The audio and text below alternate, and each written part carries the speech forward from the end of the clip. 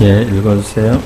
사랑하는 자들아, 만일 우리 마음이 우리를 책망할 것이 없으면 하나님 앞에서 당대함을 얻고 무엇이든지 구하는 바를 그에게서 받나니 이는 우리가 그의 계명을 지키고 그 앞에서 기뻐하시는 것을 행함이라. 그의 계명은 이것이니 곧 그 아들 예수 그리스도의 이름을 믿고 그가 우리에게 주신 계명대로 서로 사랑할 것이니라.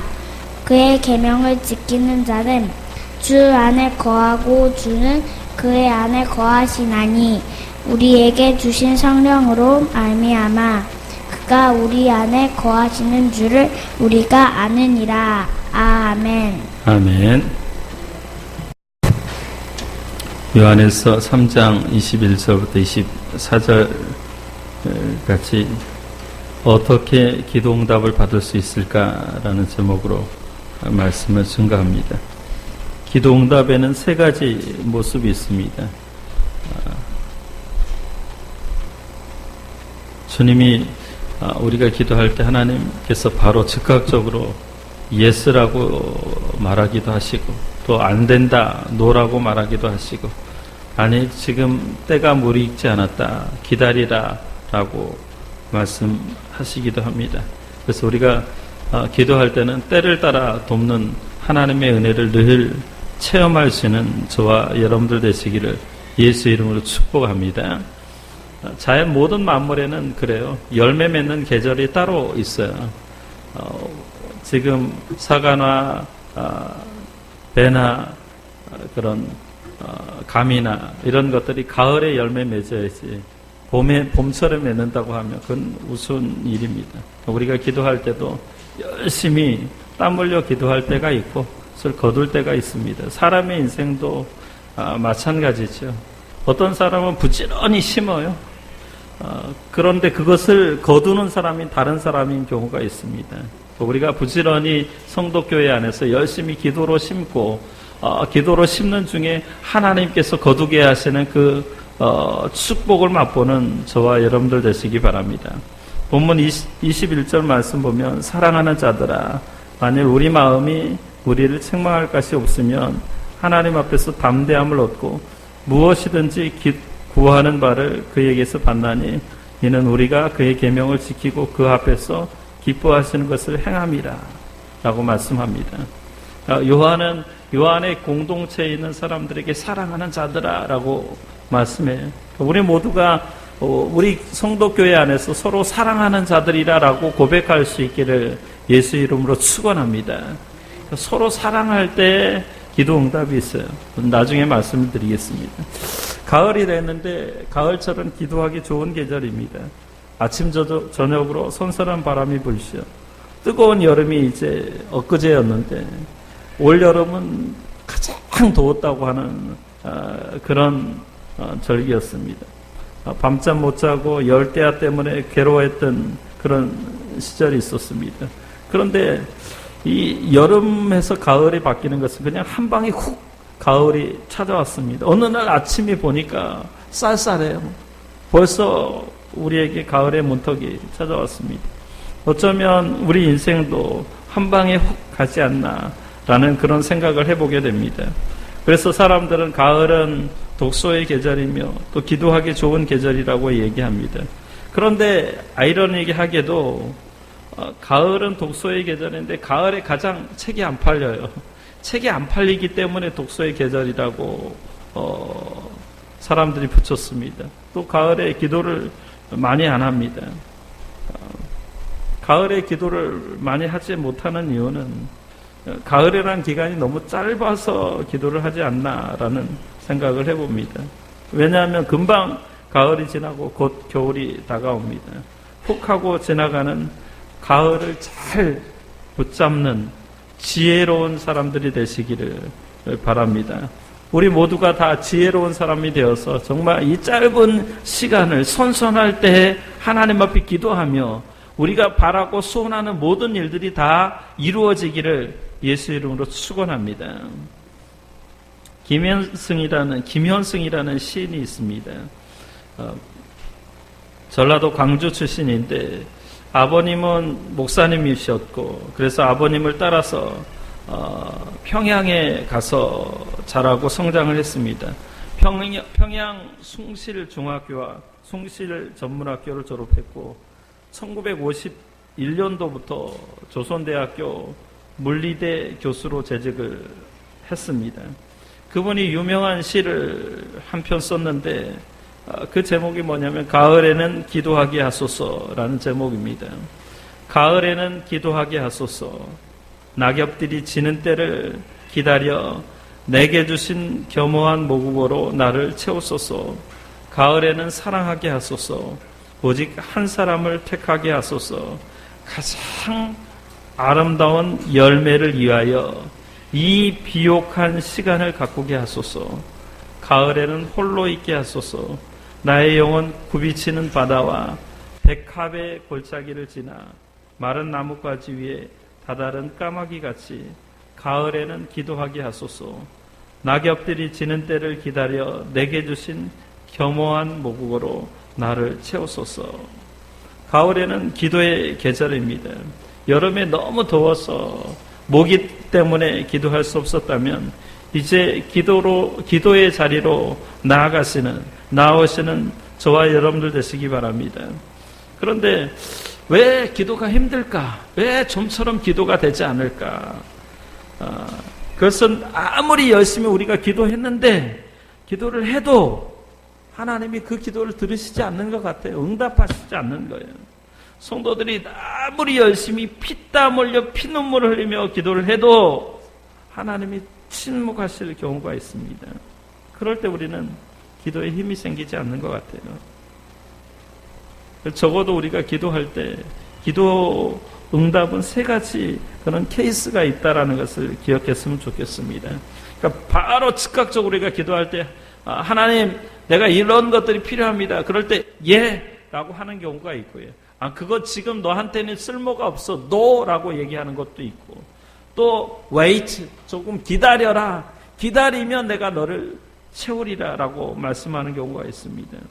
예의 경우는 우리가 하나님 앞에 5만 원을 달라고 기도했을 때 바로 즉각적으로 하나님께서 어떤 사람을 통해서 5만 원을 주실 때가 예의 경우입니다.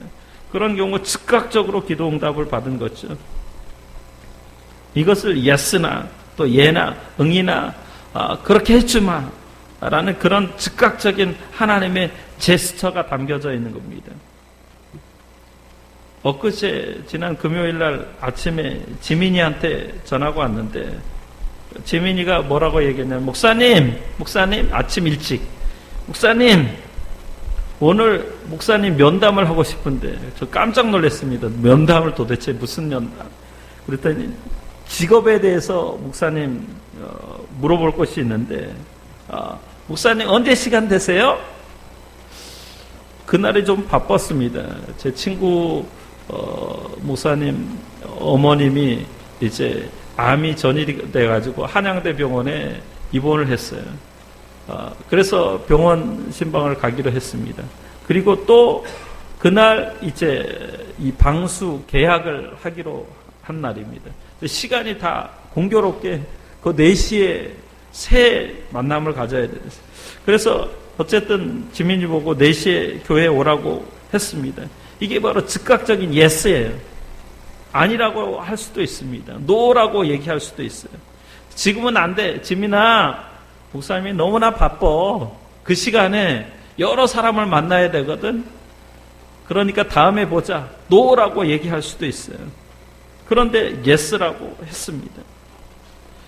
오늘 아침에 하민이가 차 안에서 저에게 물어보는 거예요. 목사님, 저 하민이인데 오늘 오후에 예배 마치고 목장 모임 끝나고 검단산 등산할 거예요? 그렇게 물어봤어요. 왜냐하면 지난 주일날 저희 예배 마치고 다 마치고 한 4시 넘어서 4시 한 10분인가 30분인가 올라갔거든요. 그래서 지난 주일날 손 이렇게 잡고 약속을 했어요. 오늘 또 오후에 예배 마치고 등산을 가자. 그런데 하민이가 물어본 이유는 뭐냐면 안 갔으면 하는 마음이 있었어요. 그래서 물어봤죠. 왜 가기 싫으냐? 아니, 저는 아니고요. 채민이가 힘들어서 가기 싫어서 그런 거예요. 그런데 그보다 더 상황이 나쁜 건 뭐냐면, 제가 오늘 오후에 약속인 걸 잊어먹고 지난주에 가자고 얘기하는 거예요. 등산하기로 다 한민이하고도 이렇게 도장 찍고 채민이하고 도장 찍었는데, 먼저 채민 쪽에서 힘드니까 오늘 안 갔으면 하는 마음인 거예요. 저는 오랜만에 이제 한 20년 만에 제 신학교 동기를 만나기로 했는데, 그 약속한 걸 잊어먹은 거예요. 그럴 경우에 어떻게 할까요? 하민이 어떻게 할까? 그럴 경우에 노라고 얘기하는, 노라고, 그 노는 뭐냐면 다음 주일날 같이 가자 라고 얘기합니다. 그렇게 말하는 게 노예요. 지금은 안 된다. 지금은 채민이도 힘들고 목사님도 약속이 있으니까 다음에 가자라고 얘기하는 게 노예요. 노는 하나님께서 우리가 열심히 우리 교회에 그런 어떤 성도들을 보내주십시오라고 노라고 얘기하는 경우도 있어요. 그런데 지금은 아직 때가 안 됐다라는 거예요. 때가 되면 하나님께서 성령을 통하여 하나님의 사람을 불러주시겠다라고 말씀하는 거예요. 그래서 노는 어떻게 보면 거절이기보다는 더 많은 시간 아니면 짧은 시간 기다림의 의미가 있습니다. 세 번째 경우가 이제 기다리라는 응답입니다. 우리가 기도할 때 전혀 어떤 준비가 되지 않을 때가 많습니다. 예를 들면 칼이 이제 아내의 손에 들리면 그것을 음식을 만들어서 음식을 잘 조리해서 요리해서 가족을 살리는 도구가 될 수 있어요. 의사의 손에 들리면 메스가 되어서 사람의 생명을 살리는 그런 도구가 될 수 있어요. 그런데 아직 어린 겸이에게 메스가 날카로운 칼이 들렸다. 그래서 하나님, 내가 정말 칼싸움을 하기 원하는데 날카로운 칼 한 자루만 주세요 라고 얘기하면 하나님께서 아직 아니다. 조금 기다려라. 너한테 칼이 필요할 때는 더 많은 시간이 필요하다. 어른이 되어서 네가 정말 칼을 잘 유용하게 쓸 수 있을 때 그때 칼을 주마라고 얘기할 때가 기다리라라고 얘기하는 거예요. 이 기다림은 사람들을 지루하게 만들고 또 실망하게 만듭니다. 얼마 전에 언제인지 모르겠습니다. 늑대소년이라는 영화가 있었습니다. 이승기나 박보연이 주연이었는데 그 영화에 슬픈 장면이 나옵니다. 이승기가 늑대소년으로 나왔는데 이제 서로 이렇게 아니에요? 네? 이승기가 아니고 누구예요? 송중기인가? 송중기입니다. 이름을 잘 구분을 못했는데 아무튼 그 늑대소년의 주인공이 송중기라는, 박보연은 맞나요? 예, 하여튼 박보연하고 둘이 이렇게 서로 좀 좋은 관계성 속에서 이제 서로 사랑하다가 어쩌다가 헤어지게 되었습니다. 제가 잘 기억은 못하는데 아마 박보연이 미국으로 이민을 간 것 같아요. 그래서 박보연이 이제 늙은 할머니가 되어서 한국에 돌아왔는데 그때까지 이 늑대 소년이 기다리고 있는 거예요. 왜냐하면은 그 주인공이 이제 늑대 소년에게 기다려라고 얘기한 거예요. 그러니까 그때까지 참고 기다리는. 제가 그 장면을 보면서 좀 짠하다라는 생각을 해봤습니다. 우리가 때로 기도할 때 하나님이 기다리려고 할 때가 있습니다. 왜냐하면 아직 때가 차지 않았기 때문에. 여러분, 우리가 갈라디아에서 보면 예수 그리스도를 이 땅에 보내주셨을 때 때가 참에 보내주셨습니다. 많은 시간을 참고 기다리는 가운데 하나님의 의를 이루신 거예요. 우리는 그때까지 기다리면 됩니다. 기다리려고 할 때는 기다릴 필요가 있습니다.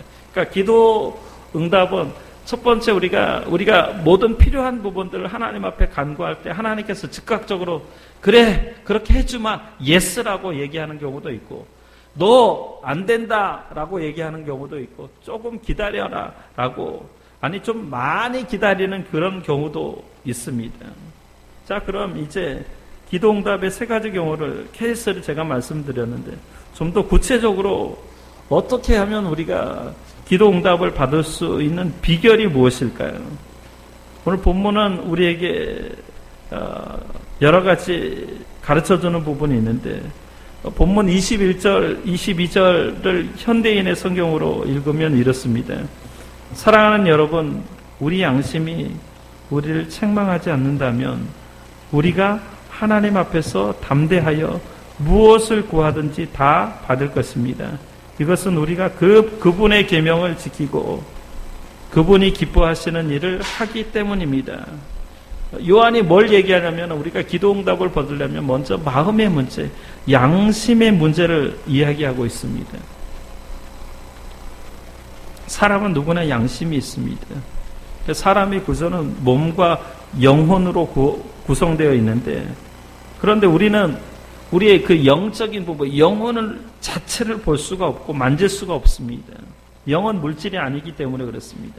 그래 우리 영혼에 여러 가지 세 가지 기능이 있는데 첫째는 우리 영혼으로 하나님과 교제하는 기능이 있습니다. 영으로 하나님과 대화합니다. 그걸 기도라고 얘기합니다. 또 우리 영이 직관적인 기능이 있습니다. 어떤 사물을 보고 사람과 대화했을 때 이게 옳으냐 그르냐, 이게 정말 하나님이 기뻐하시느냐 그렇지 않느냐 직관적으로 통찰할 수 있는 능력이 있습니다. 그게 영의 기능이에요. 또 세 번째, 우리 영혼이 양심의 기능이 있습니다. 그래서 우리 영혼은 양심과 밀접한 그런 관계가 있는데 우리는 양심의 소리를 통해서 우리 영혼의 음성을 들을 수 있습니다.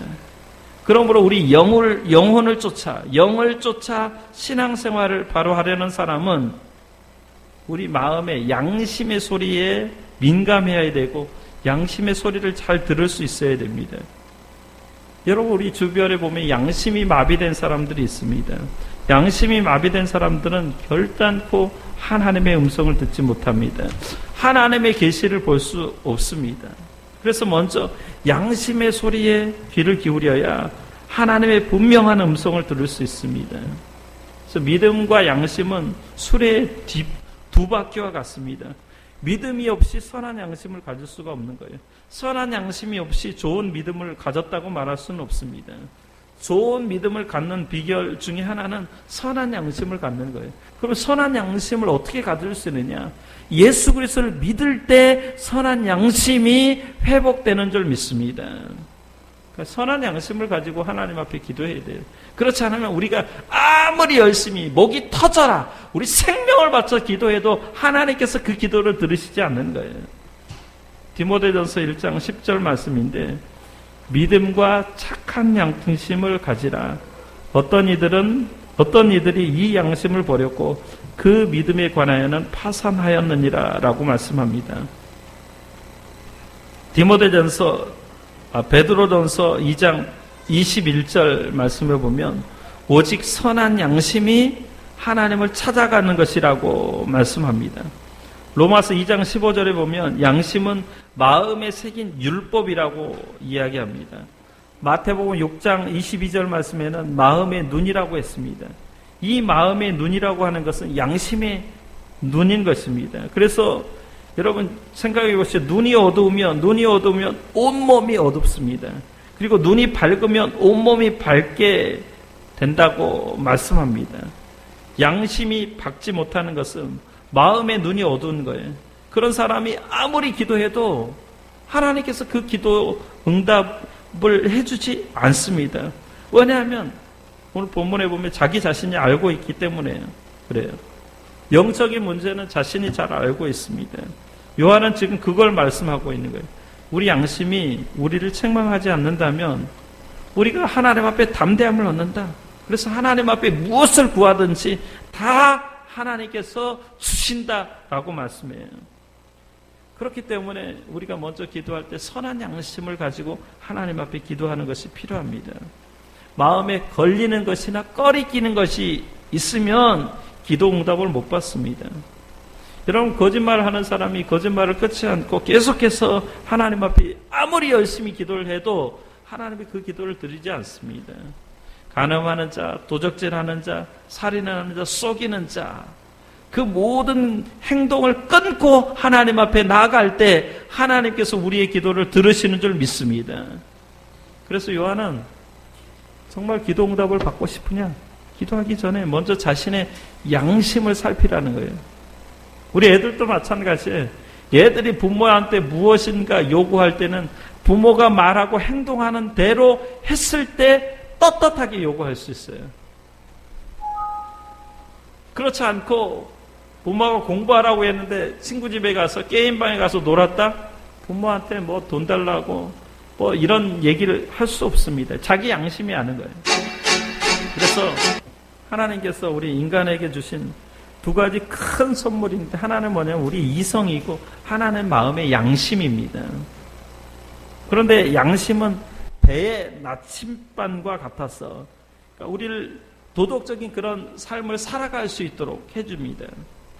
여러분, 요한복음 8장에 보면 간음하다 현장에서 붙들린 여자를 데리고 와서 유대인들이 돌로 쳐서 죽이려고 할 때 예수님이 뭐라고 말씀했는지 아세요? 너희 중에 죄 없는 자가 먼저 돌을 들어 치라고 말씀했습니다.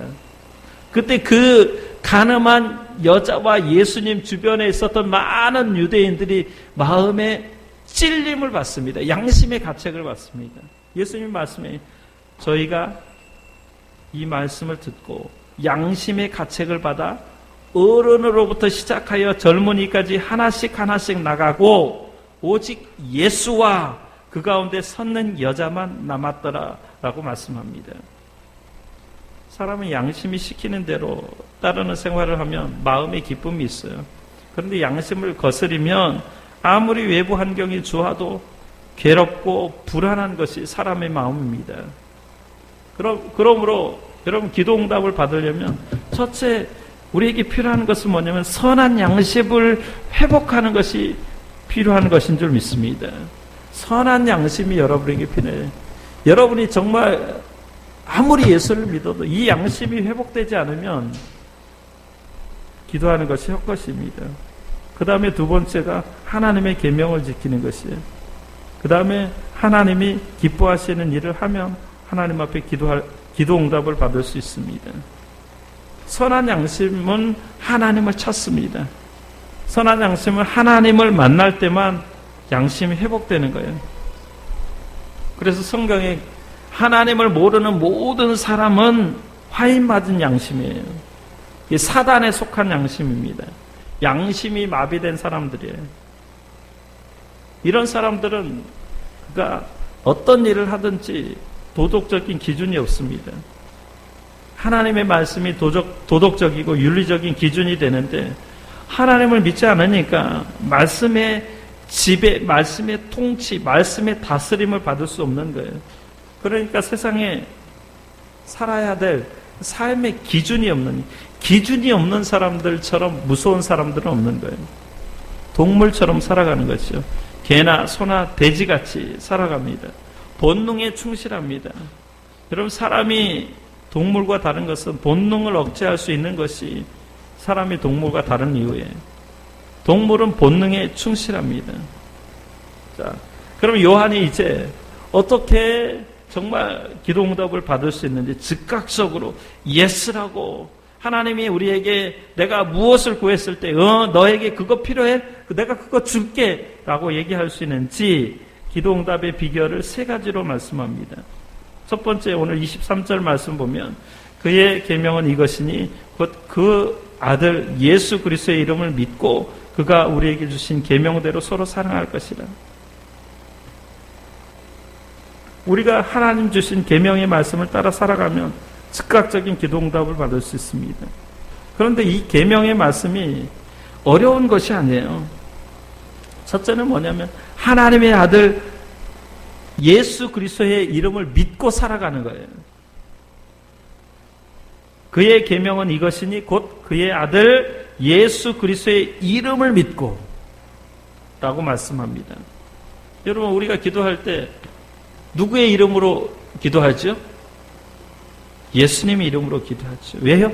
예수님의 이름이 능력이 있기 때문에 그래요.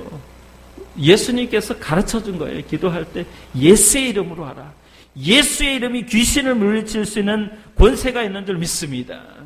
예수 이름이 세상 모든 복잡한 문제를 해결할 수 있는 능력이 되는 줄 믿습니다. 그래서 예수 이름으로 기도하는 거예요. 오늘 우리들의 문제를 해결할 수 있는 것은 사람의 이름이 아니라 예수 그리스도의 이름입니다. 우리가 잘 좋아하는 찬송가 91장에 보면 이런 가사가 있어요. 예수의 이름은 세상의 소망이요 예수의 이름은 천국의 기쁨일세. 그 이름을 믿고 의지할 때 절망에 있던 자가 희망이 생기는 줄 믿습니다. 예수의 이름을 의지했던 사람들은 가난했던 자가 부유해지는 역사가 일어나는 줄 믿습니다. 예수의 이름 때문에 질병으로 인해 고통당하는 자가 치료되는 놀라운 역사가 일어납니다. 실패의 자리에서, 사망의 자리에서 성공의 자리로 옮겨가는 줄 믿습니다. 주님의 이름을, 예수의 이름을 믿고 일어서서 걸을 때 우리에게 있던 모든 불행이 떠나가고 하늘의 놀라운 축복을 경험할 수 있는 줄 믿습니다. 그러므로 예수의 이름이 세상의 소망이에요. 천국의 기쁨입니다. 요한복음 14장 13절에서 14절 말씀입니다. 너희가 내 이름으로, 예수의 이름입니다. 너희가 예수의 이름으로 무엇을 구하든지 내가 행하리니 이는 아버지로 하여금 아들로 말미암아 영광을 받으시게 하려 함이라. 내 이름으로, 예수의 이름으로 무엇이든지 내게 구하면 내가 행하리라. 여러분, 예수의 이름은 우리에게 보증 수표입니다. 너희가 내 이름으로 무엇을 구하든지 예수님이 행하신다고 약속하셨습니다. 그것도 사람들이 잘 믿지 않을까 봐서 두 번 약속하신 건 확증, 보증을 이야기합니다.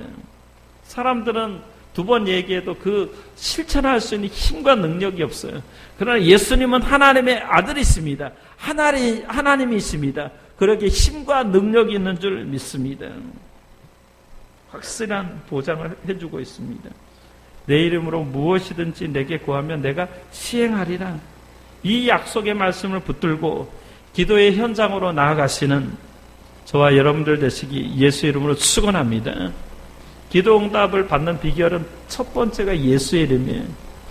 사람의 이름이 아니에요. 여러분의 아버지의 이름이 아니에요. 목사의 이름도 아닙니다. 예수의 이름으로 하나님 앞에 기도하시기를 축원합니다. 두 번째, 예수의 이름을 가진 사람들은 서로 사랑하면서 기도할 것을 요한은 얘기합니다.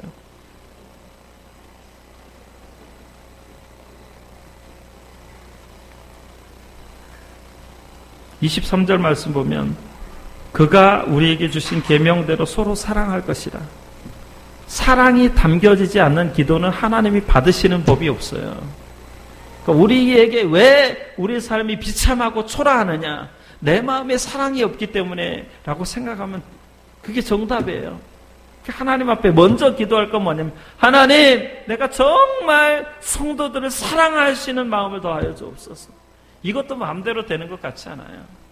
하나님께서 사랑하는 마음을 주어야만 성도를 사랑하고 서로 사랑하고 가족끼리 서로 사랑할 수 있는 줄 믿습니다.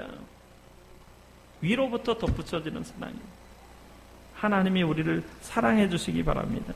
제가 전도사 시절에 있었던 일인데 여름철이었습니다. 여름철에 교사들과 함께 한 달 동안 여름 성경학교 앞두고 매일 기도회를 했던 적이 있었는데, 이제 서로 한 사람 한 사람 기도하다가 짝 기도를 할 시간이 되었습니다. 자신의 기도 제목을 이야기하고 계속 기도를 했는데 한 집사님이 그러는 거예요. 목사님, 저는 기도가 안 돼요. 전도사님이구나. 전사님, 저는 기도가 안 됩니다. 왜 기도가 안 돼요? 그랬더니 같이 신앙생활 하는 분의 어떤 한 분이 용서가 안 된다라는 거예요.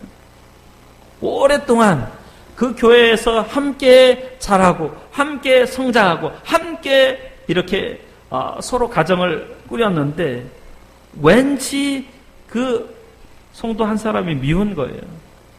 그래서 기도가 안 된다라는 거예요. 저는 그때 깨달았습니다. 우리 성도들이 그리스도의 성령을 받은 사람들이 서로 사랑하지 않으면 하나님이 우리의 기도를 받지 않는다라는 것을 깨닫게 됐습니다. 그래서 하나님께서 요한 사도를 통하여서 우리에게 주시는 건 뭐냐면, 너희가 정말 기도 응답을 받고 싶으냐? 서로 사랑하라는 거예요. 가정 안에서도 서로 사랑하지 않으면 기도 응답이 되지 않습니다. 교회 안에서도 마찬가지죠. 또 직장 안에서도 마찬가지입니다. 우리가 서로 미워하는 마음을 가지고는 거룩하신 하나님 앞에 나아갈 수 없고 하나님 앞에 설 수 없습니다. 서로 미워하는 마음을 가지고 하나님 앞에 아무리 열심히 기도를 해도 그런 마음의 자세를 가지고는 하나님의 기도를 받아주시지 않는다라는 거예요.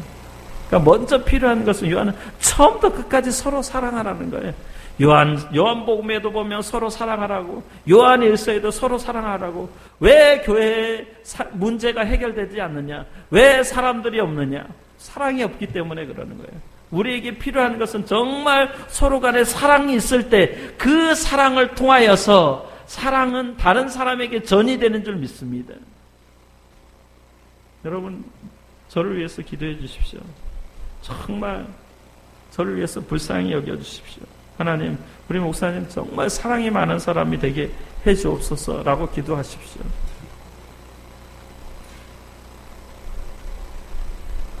사랑을 흘러 넘치는 성격이 있습니다. 서로 사랑하지 않으면 하나님께 아무리 우리가 기도해도 먼저 우리 양심이 알아요. 그래서 구하는 바를 얻지 못합니다. 그리고 또 요한이 우리에게 가르쳐주는 건 뭐냐면, 예수의 이름을 믿고 서로 사랑하면 성령께서 우리의 기도를 도와주시고 우리의 기도에 보증이 되신다라고 말씀합니다. 본문 24절 말씀에 그의 계명을 지키는 자는 주 안에 거하고 주는 그의 안에 거하시나니 우리에게 주신 성령으로 말미암아 그가 우리 안에 거하시는 줄을 우리가 아느니라. 성령으로 말미암아. 그러니까 우리의 기도의 힘은 성령에 있는 줄 믿습니다. 성령께서 자꾸 우리를 깨닫게 하시고, 성령께서 우리를 기도의 자리로 나가게 하시고, 말씀의 자리로 나가게 하시고, 그 말씀을 의지하여 기도할 때 열매가 맺히는 줄 믿습니다. 성령이 우리의 기도에 보증을 서주십니다. 그의 계명을 지키는 자는 주 안에 거하고 주는 그의 안에 거하시나니 우리에게 주신 성령으로 말미암아 그가 우리 안에 거하시는 줄을 우리가 아느니라. 성령을 통한 하나님의 음성을 듣지 아니하면 하나님과 교제할 수가 없는 거죠. 하나님과 교제하지 않는 사람은 어떻게 기도 응답되는지 알 수가 없습니다. 그래서 성령님을 의지하며 기도의 자리로 나가시기 바랍니다. 성령님은 우리의 기도를 도우시는 분입니다. 로마서 8장 26절 말씀입니다. 이와 같이 성령도 우리의 연약함을 도우시나니 우리는 마땅히 기도할 바를 알지 못하나 오직 성령이 말할 수 없는 탄식으로 우리를 위하여 친히 간구하시느니라. 성령님께 의지하십시오. 성령님과 함께 하십시오. 성령님과 대화를 나누십시오. 베니힌이라는 목사님이 안녕하세요 성령님이라는 책을 썼습니다. 그 책에 보면 성령님과 매일 대화하는 것이 기도라고 얘기합니다. 친한 친구에게 부담 없이 말하듯이, 아버지나 애인에게 말하듯이 지극히 평범한 언어로 마음을 터놓는 것이 기도라고 얘기합니다. 다윗은 시편 62편 8절에서 이렇게 말씀합니다. 백성들아 시시로 저를 의지하고 그 앞에 마음을 토하라. 하나님은 우리의 피난처시로다. 아멘. 여러분, 마음을 시시로 토하시기 바랍니다. 하나님께 시시로, 성령 하나님께 의지하며 나가시기 바랍니다. 나와 함께 하신 성령님께 모든 고민을 다 털어놓으십시오.